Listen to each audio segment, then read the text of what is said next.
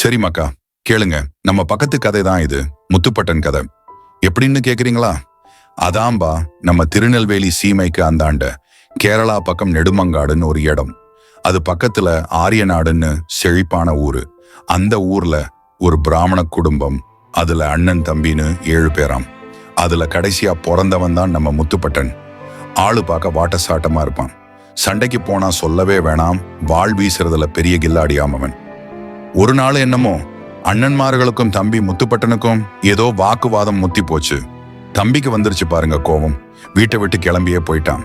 காடு மலைன்னு அலைஞ்சு திரிஞ்சு கடைசியா கொட்டாரக்கரைன்னு ஒரு ஊருக்கு போய் சேர்ந்தான். அங்க ராமராசன்னு ஒரு ராசா இருந்தாரு.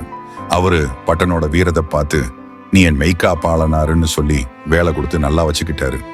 இங்கன்னு நம்ம முத்துப்பட்டன் அண்ணன்மார்கள் இருக்காங்கல்ல, அவங்க தம்பியை காணோமேன்னு தேடிக்கிட்டே ஊரா அலையிறாங்க. கடைசியா கொட்டாரக்கரைக்கு வந்து தம்பியை பார்த்துட்டாங்க. லே தம்பி, என்னமோ நடந்து போச்சு, மன்னிச்சுக்கோ.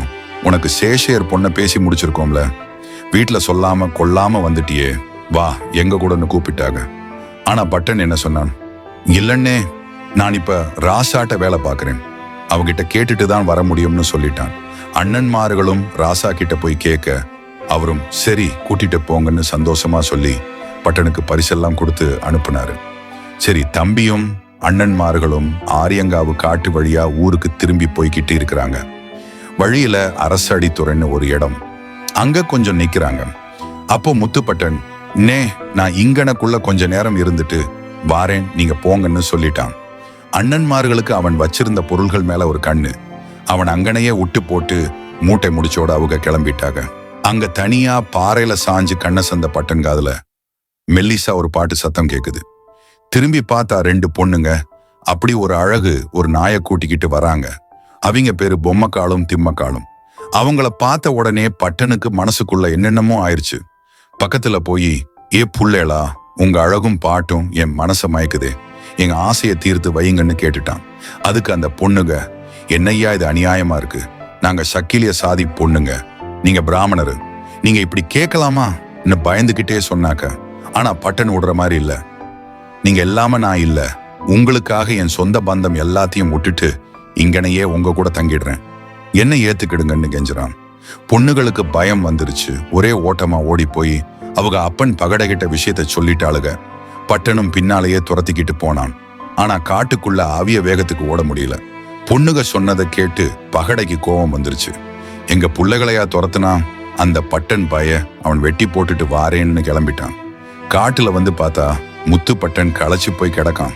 அடடே, எவ்வளோ அழகா இருக்கானே இந்த பையன்னு மனசுல நினைச்சுக்கிட்டே, லே யார்லே நீ என்று கேட்டான். பட்டன் நடந்ததை சொல்லி, உன் பொண்ணுங்களை எனக்கு கட்டி கொடு மாமான்னு கேட்டான். பகடை சொன்னான், ஐயோ சாமி, நாங்க சக்கிலியரு, செத்த மாடு தின்போம், தோல் உரிப்போம், சாராயம் குடிப்போம், எங்க கூடெல்லாம் நீ சேர முடியாதுன்னு எவ்வளோ சொல்லி பார்த்தான். பட்டன் கேட்கல. உங்களுக்காக நானும் இந்த சாதிக்கே மாறிறேன்னு சொல்லிட்டான்.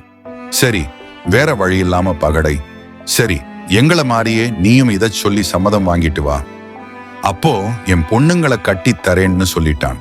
பட்டனும் சரின்னு சொல்லி விக்ரமசிங்கபுரத்துல இருந்த அண்ணன்மார்களை பார்க்க போனான். விஷயத்த சொன்னதும் அண்ணன்மார்களுக்கு கோபம் தலைக்கேறி, உனக்கு பைத்தியமாடா பிடிச்சிருக்குன்னு சொல்லி ஒரு ரூம்ல போட்டு பூட்டி போட்டாங்க. ஆனா நம்ம ஆளு பலசாலி இல்லையா, அந்த அரைக்கல்ல தூக்கி போட்டுட்டு தப்பிச்சு வெளியே வந்துட்டான். நேரா சந்தைக்கு போய் தோல் செருப்பு வாங்கி போட்டுக்கிட்டு பூநூலை அறுத்து போட்டு குடுமியையும் எடுத்துட்டு பகடை வீட்டுக்கு வந்து நின்னான். பகடைக்கு வேற வழி தெரியல. சொந்தக்காரங்கள் எல்லாம் கூப்பிட்டு பெரிய பந்தல் எல்லாம் போட்டு அவங்க சாதி முறைப்படி பொம்மக்காளையும் திம்மக்காளையும் முத்துப்பட்டனுக்கு கட்டி கொடுத்தான். கல்யாணம் முடிஞ்சு எல்லாரும் கும்மி அடிச்சு சந்தோஷமா இருந்தாங்க. ராத்திரிக்கு பட்டன் ஒரு பொஞ்சாதி மடியில தலையையும் இன்னொருத்தி மடியில காலையும் வச்சுக்கிட்டு நல்லா தூங்கிட்டான். அப்போ அவனுக்கு ஒரு கெட்ட சொப்பனம்.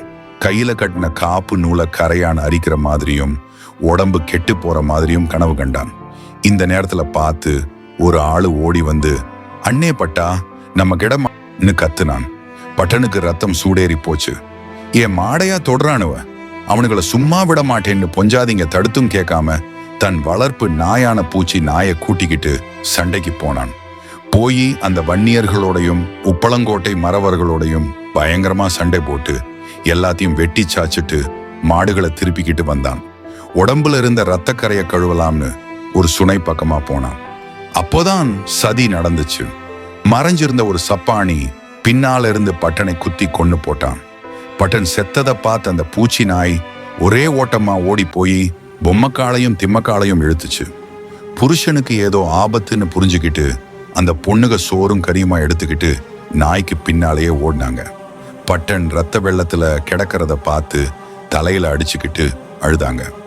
அப்படியே புருஷன் போனதை தூக்கிக்கிட்டு சிங்கம்பட்டி ராசாட்ட போய் நடந்ததை சொல்லி எங்களையும் புருஷன் கூடவே உடங்கட்டை ஏத்தி விட்டுருங்கன்னு கேட்டாங்க. ராசா எவ்வளவோ சொல்லி பார்த்தாரு, பாவன்னு தடுத்தாரு. ஆனா அவங்க கேட்கல. அவங்க உறுதியை பார்த்துட்டு ராசா சம்மதிச்சாரு. பெரிய சிதைய மூட்டி அந்த பொண்ணுங்க 2 பேரும் அதுல பாய்ஞ்சு உசுர விட்டாங்க. அப்புறம் அங்க கோயில் கொண்டிருக்கும் சொரிமுத்தையனார் பரிவார தெய்வங்களோடு முத்துப்பட்டனையும் பொம்மக்கா மற்றும் திம்மக்கா ஆகியோருக்கு பூத வடிவம் கொடுத்து தனது கோட்டைக்கு காவல் தெய்வமா இருக்க உத்தரவு போட்டார். இந்த கதையை கேட்ட ஊரு சனம் முத்துப்பட்டனும் பொம்மக்காலும் திம்மக்காலும் சாமி ஆயிட்டாங்கன்னு புரிஞ்சுக்கிட்டாங்க. ராசா அவங்களுக்கு ஒரு கோயில் கட்டி கொடுத்து பூசை பலி எல்லாம் செஞ்சு வழிபட ஆரம்பிச்சாரு. அன்னையிலிருந்து இன்னைக்கு வரைக்கும் அவங்க அந்த சீமை மக்களுக்கு காவல் தெய்வமா இருந்து அருள் கொடுத்துக்கிட்டு இருக்கிறாங்க. இதுதான் நம்ம முத்துப்பட்டன் சாமி கதை. எப்படி இந்த கதை பிடிச்சிருந்ததுன்னா நம்ம சேனலுக்கு ஒரு லைக் போட்டு சப்ஸ்கிரைப் தட்டி விடுங்கப்பா. நன்றி, வணக்கம்.